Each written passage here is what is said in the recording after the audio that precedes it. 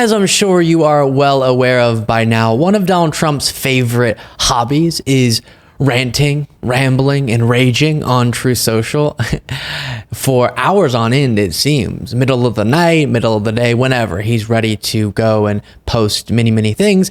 And I have the latest example of that for you. Interestingly, one of the things that Trump is freaking out over this weekend is an example of maybe the political winds shifting a little bit and something working in our favor against Trump in a way that I don't think I even expected. But we'll get to that in a second.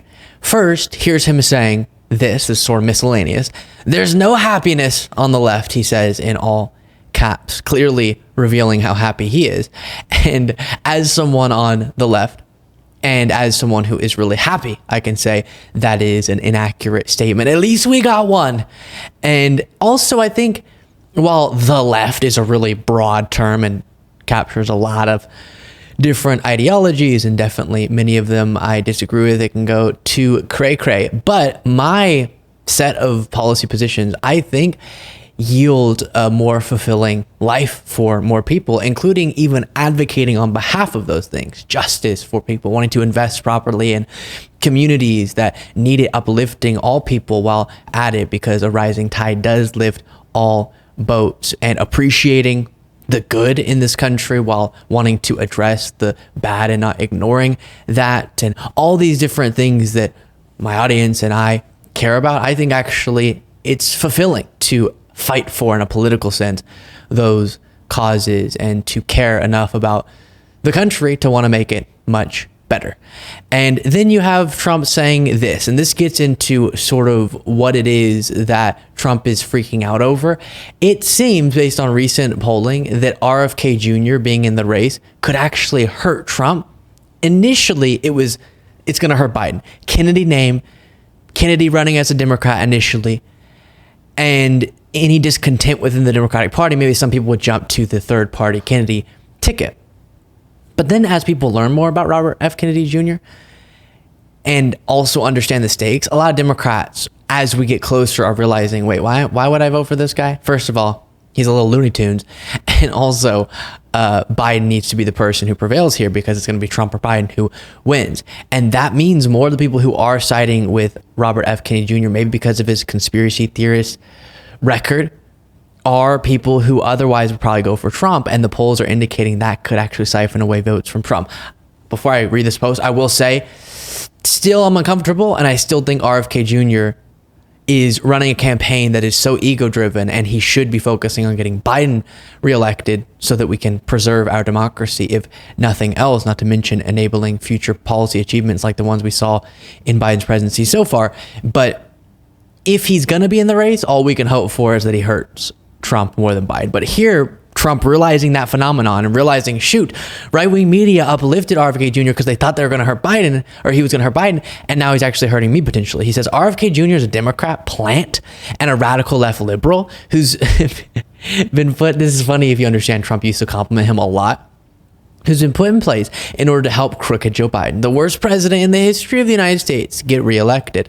A vote for Jr. would essentially be a wasted protest vote that could swing either way, but would only swing against the Democrats if Republicans knew the true story about him. Jr. is totally anti-gun, an extreme environmentalist who makes the green new scammers look conservative, a big-time taxer and open border advocate, an anti-military veterans, and then he continues, and I don't really have to fact check this, probably this is just Trump throwing his normal stuff at the wall, but his radicalized family will never allow him to be a Republican, and his chief funder is the VP candidate that nobody ever heard of except her husband, who's been stripped of a big chunk of cash. She puts herself down as a businesswoman, or maybe a doctor, and actually, I guess you could say that she's right. Her business was doing surgery on her husband's wallet.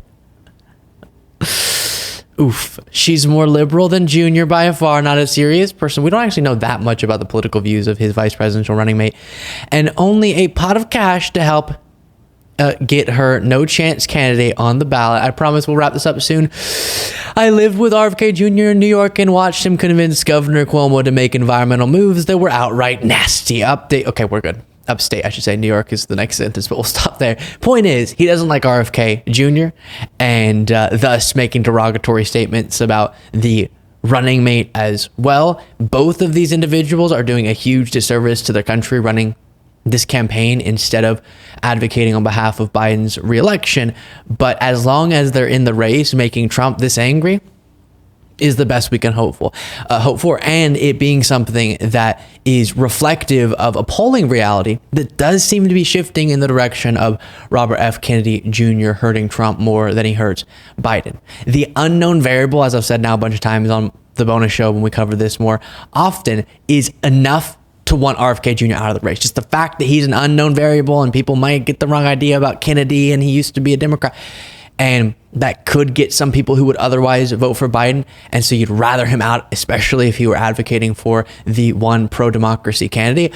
But if he is in the race and people do learn about who Kennedy actually is, it doesn't seem like too many Democrats would be convinced by him. And before showing this on a different topic, this next post from Trump, I will say I talked to someone, so I have this sort of real world example that keeps running through my mind of what someone who would have previously said in a poll they're voting for Kennedy sort of sounded like. There's some people who are hardcore supporters, but a lot of people I do think will shift in Biden's direction if they have any pro-democracy principles by the time November comes. An example is I was talking to someone smart, great person who is sort of not keeping up right now a lot with politics and just heard that Kennedy was in the race.